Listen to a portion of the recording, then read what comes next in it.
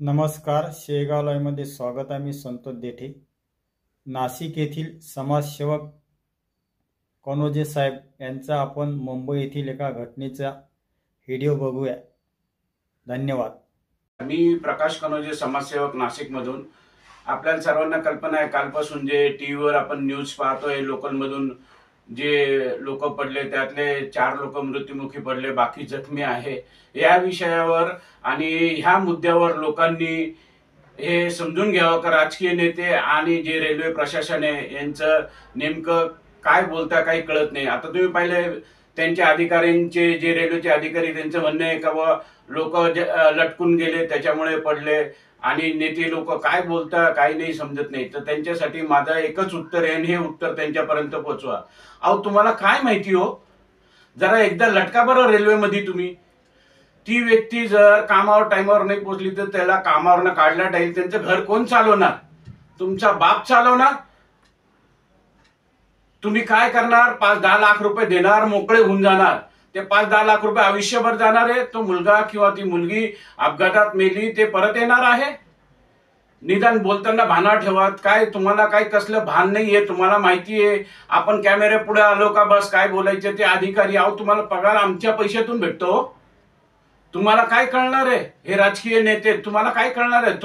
तुम्ही प्रवास करता आपल्या गाडीमधून, बॉडीगार्ड मधून, ते आमचेच दिलेल्या पैशातून तुम्हाला गाडी, बंगला, बॉडीगार्ड ते वापरता. तुम्ही रस्त्याने चालल्यानंतर तुमच्याबरोबर बॉडीगार्ड असतात, तुम्हाला हवा टच करत नाही. तुम्हाला लोकांची गर्दी काय माहिती? तर तुम्ही निदान एक तरी लक्षात घ्या, काही असे तरी बडबडू नका आणि काहीतरी करा.